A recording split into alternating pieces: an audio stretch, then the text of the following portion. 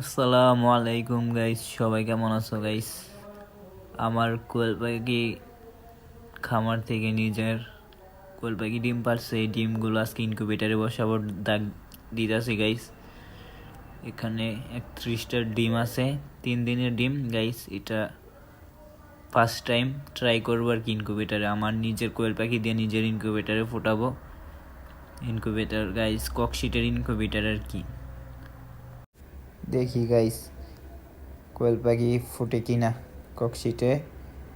এই যে ককশিটে আগে বসায় রাখছি ফার্মি মুরগির ডিম, এখন আস্তে ধীরে কোয়েল পাখি ডিমগুলো বসাইতেছি আর কি।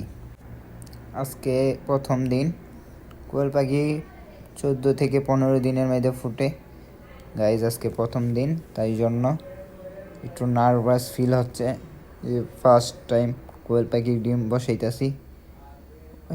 ফাইটটা দেব, ফার্স্ট টাইম বসাচ্ছি কি হয়েছে গাইস। আপনারা একটু সাপোর্ট করলে আপনারা আরও সুন্দর সুন্দর ভিডিও দেব।